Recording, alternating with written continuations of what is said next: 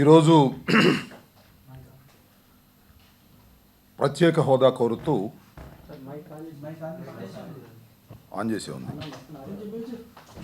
ప్రధాన ప్రతిపక్ష నాయకులు వైఎస్ఆర్ కాంగ్రెస్ పార్టీ అధ్యక్షులు జగన్మోహన్ రెడ్డి గారు ఢిల్లీ వెళ్ళి రాష్ట్రపతి గారిని కలుసుకొని విజ్ఞాపన పత్రం ఇవ్వటం జరుగుతూ ఉన్నది. అంతేకాకుండా ఈ రాష్ట్రం విడిపోయిన దగ్గర నుంచి ప్రత్యేక హోదా కావాలని ఇచ్చిన హామీని నిలబెట్టుకోవలసిందిగా డిమాండ్ చేస్తూ వైఎస్ఆర్ కాంగ్రెస్ పార్టీ అనేకమైనటువంటి ఉద్యమాలు చేయటమే కాకుండా అనేక సందర్భాల్లో జగన్మోహన్ రెడ్డి గారు నిరాహార దీక్షలు చేయటం కూడా జరిగింది. మొన్న రాష్ట్ర వ్యాపితంగా ఇచ్చినటువంటి బంద్ కూడా ప్రజల మనోభావాలకు అనుగుణంగా దిగ్విజయంగా బంద్ జరిగింది. ఈ సందర్భంలో నిన్న వెంకయ్యనాయుడు గారు విజయవాడలో ప్రత్యేక హోదా సంజీవిని కాదు అనేటువంటి మాట మాట్లాడారు. ప్రత్యేక హోదాని రాష్ట్రానికి కావాలని, ప్రత్యేక హోదా ఉంటే తప్ప ఈ రాష్ట్రం బాగుపడదని లేవనెత్తింది భారతీయ జనతా పార్టీ, దానిలో ప్రధానంగా వెంకయ్యనాయుడు గారు.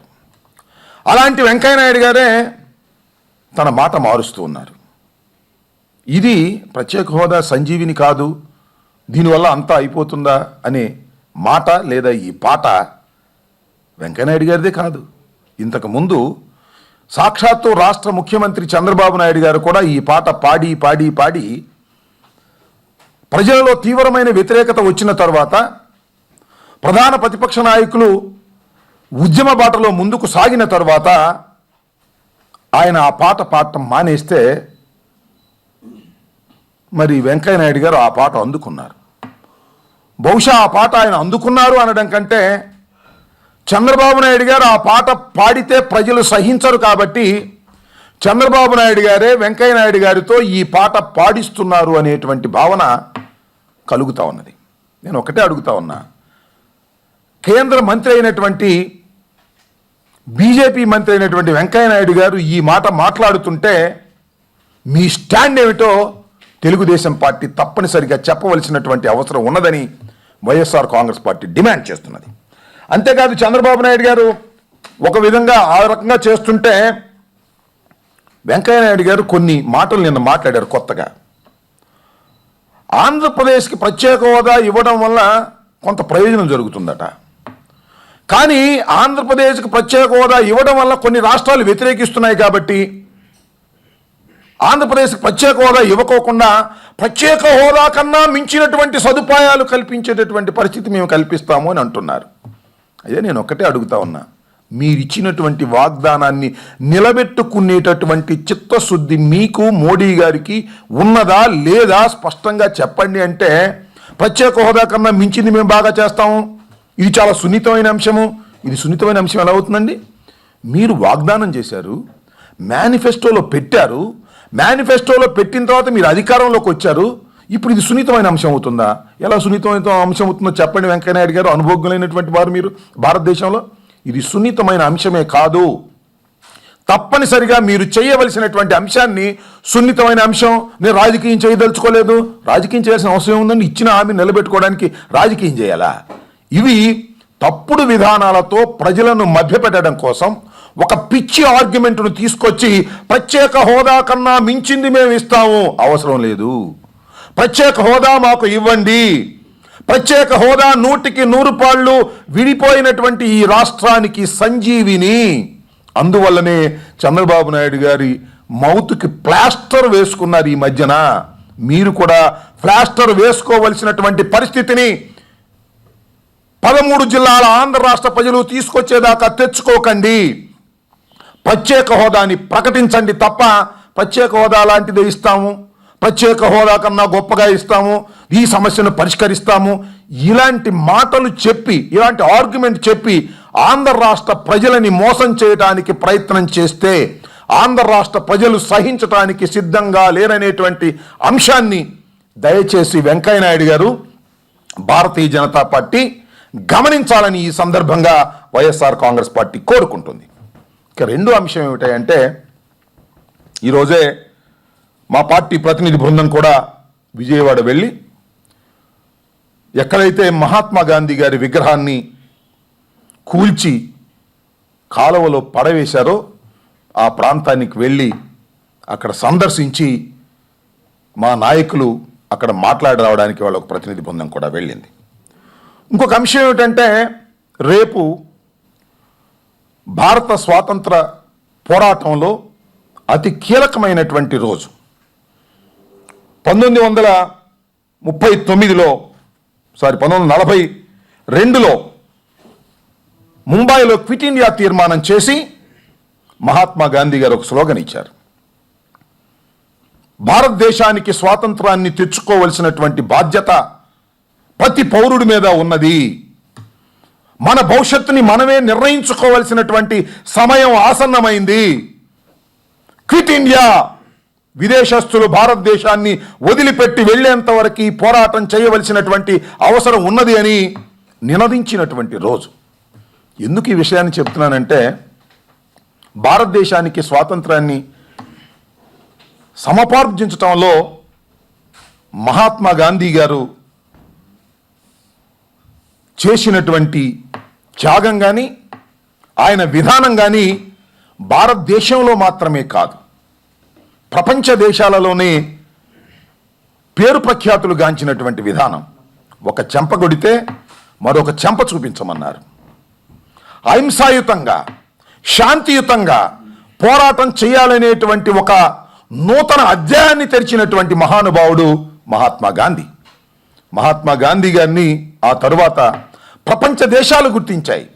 అమెరికాలో, ఇతర దేశాల్లో కూడా మహాత్మా గాంధీ గారి విగ్రహాలను పెట్టి ఒక ఆదర్శవంతమైనటువంటి మనిషిగా మానవాళికి అందించేటటువంటి ధోరణిలో మానవ సమాజం అంతా కూడా ఆలోచిస్తున్నటువంటి తరుణంలో మరి దురదృష్టవశాత్తు చంద్రబాబు నాయుడు గారి ప్రభుత్వం అతి దారుణంగా ఒక విగ్రహాన్ని అభివృద్ధికి అడ్డం వస్తేనో, రోడ్డుకు అడ్డం వస్తేనో తీసివేసేటటువంటి సందర్భాలు చాలా ఉన్నాయి. కాదని నేను అనడం అలా. తీసివేయడానికి కూడా కొన్ని పద్ధతులు ఉన్నాయి. ఆ ప్రాంతంలో ఉన్నటువంటి ప్రజానీకాన్ని సంప్రదించి జాగ్రత్తగా తీసుకువెళ్ళి మరొక చోట పెట్టి పూజించవలసినటువంటి మహాత్మా గాంధీ విగ్రహాన్ని అతి దారుణంగా, నీచంగా పడగొట్టి కాలువలో పడవేసేటటువంటి మనస్తత్వంతో చంద్రబాబు నాయుడు గారి ప్రభుత్వం పనిచేయటం చాలా దురదృష్టకరమైనటువంటి పరిణామంగా మేము ఇవాళ భావిస్తున్నాం. ఒకటి కాదు, రెండు కాదు. చంద్రబాబు నాయుడు గారు అనేక తప్పులు చేసుకుంటూ పోతూ ఉన్నారు. ఎందుకు ఈ తప్పులన్నీ చేసుకుంటున్నారో నాకు అర్థం కాలేదు. మహాత్మా గాంధీ విగ్రహాన్ని కూల్చడానికి ఎంత ఖండకావరం కావాలి చంద్రబాబు నాయుడు గారు మీకు? ఏకంగా దేవాలయాలను కూల్చేటటువంటి రాక్షసత్వాన్ని వాళ్ళ చంద్రబాబు నాయుడు గారు ప్రదర్శిస్తున్నారు. చివరికి దర్గాలను కూడా కూల్చేటటువంటి ఉన్మాదంతో ఈ రాష్ట్ర ప్రభుత్వం, చంద్రబాబు నాయుడు గారు ప్రయత్నం చేస్తున్నారు. చివరికి ఈ రాష్ట్రానికి ప్రధాన ప్రతిపక్ష నాయకుడిగా ఆ రోజు పనిచేసినటువంటి వ్యక్తి, ఈ రాష్ట్రానికి ముఖ్యమంత్రిగా ఉన్నటువంటి వ్యక్తి అతి ఘోరమైనటువంటి ప్రమాదంలో మరణించినటువంటి వ్యక్తి డాక్టర్ రాజశేఖర రెడ్డి గారి విగ్రహాన్ని విజయవాడలో కళ్ళారా చూడలేనటువంటి కుళ్ళు మనస్తత్వంతో, జలసీ మనస్తత్వంతో, దేనికి అడ్డం రాకపోయినా సరే రాజశేఖర రెడ్డి గారి విగ్రహాలను తొలగించేటటువంటి పరిస్థితికి మీరు వెళుతున్నారు. ఇవన్నీ తప్పులు చూస్తుంటే ఆనాడు శిశుపాలుడు చేసినటువంటి తప్పులన్నీ గుర్తొస్తున్నాయి.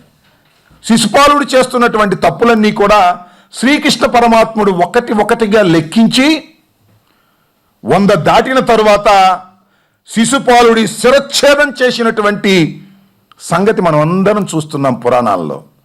ఇవాళ కూడా ఆంధ్ర రాష్ట్రంలో ప్రజలు చంద్రబాబు నాయుడు గారు చేస్తున్నటువంటి ఒక్కొక్క తప్పుని కూడా లెక్కిస్తూ ఉన్నారు. మీ పాపాలు పండేటటువంటి రోజు ఒకటి వస్తుంది. పోగాలము దాపరించినప్పుడు ఎవరు ఏమీ చేయలేరు. చంద్రబాబు నాయుడు గారికి కూడా పోగాలము దాపరించకపోతే నేను అడుగుతా ఉన్నా, రాజధాని నిర్మాణం చేయండి, తప్పులేదు. రాజధాని నిర్మాణం చేయడానికి విదేశస్తులు తీసుకొచ్చారు, విదేశస్తులతో అగ్రిమెంట్ చేశారు. ఏం అగ్రిమెంట్ చేశారు?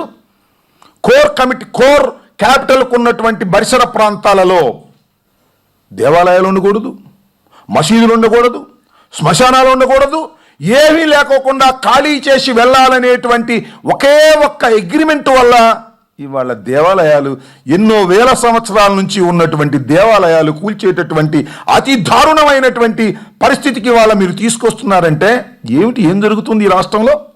విదేశాలకు ఈ రాష్ట్రాన్ని అమ్ముకుపోయేటటువంటి పరిస్థితికి మీరు ఎందుకు దాపరిస్తున్నారని అడగవలసినటువంటి సమయం ఆసన్నమైనట్టుగా కనిపిస్తూ ఉన్నది.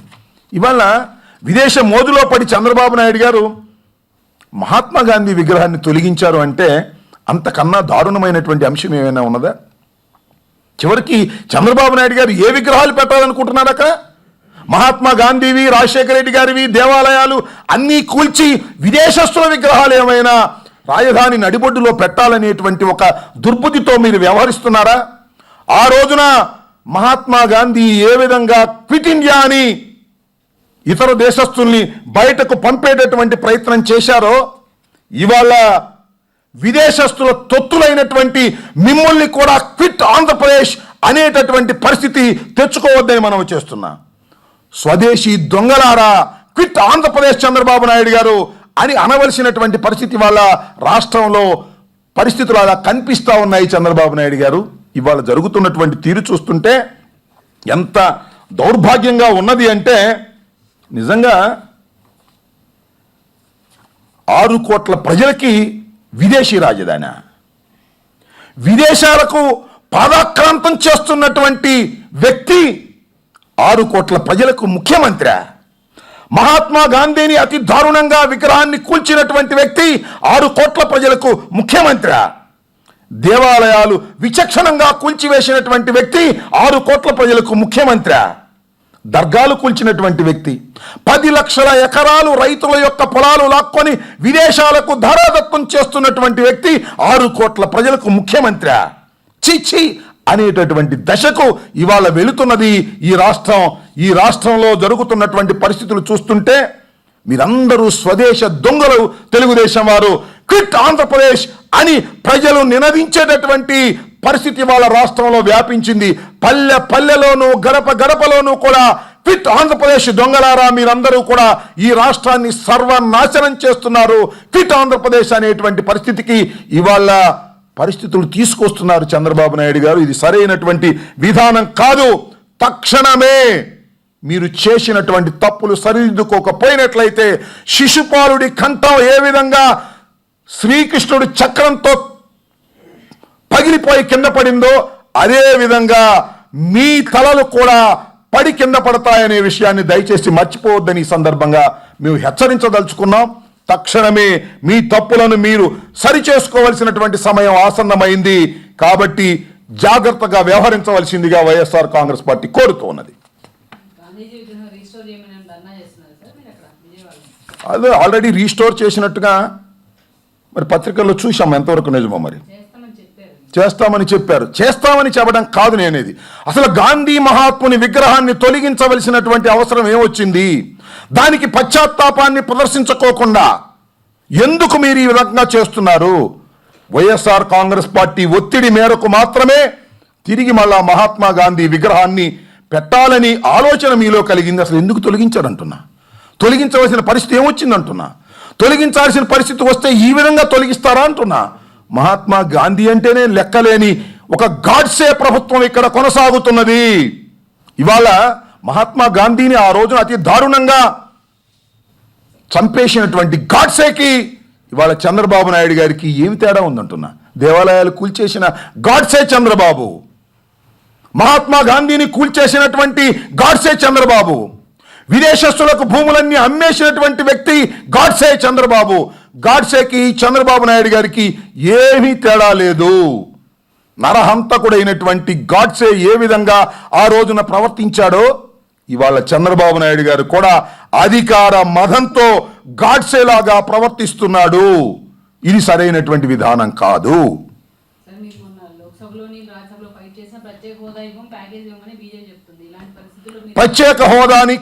ప్రత్యేక హోదా తప్ప ప్యాకేజీ కాకమ్మ కబుర్లు చెప్పి ప్రజల్ని మోసం చేయవద్దని కోరుతున్నాం.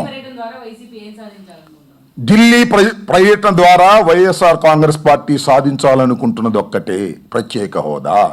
ప్రత్యేక హోదా కోసమే మా డిమాండ్ అంతా, ప్రత్యేక హోదా కోసమే మా ఒత్తిడి అంతా, ప్రత్యేక హోదా కోసమే మా ఉద్యమం అంతా. ప్రత్యేక హోదా అనేది సంజీవిని కాదు అని చెప్పినటువంటి చంద్రబాబు నాయుడు గారి నోటికి ప్లాస్టర్ పడిందంటే అది జగన్మోహన్ రెడ్డి గారి ఉద్యమం వల్లనే పడింది. మళ్ళా వెంకయ్య నాయుడు గారు నోరు తెరుస్తున్నారు, వారికి కూడా ప్లాస్టర్ వేసేటువంటి పరిస్థితి వస్తుంది. Okay, thank you.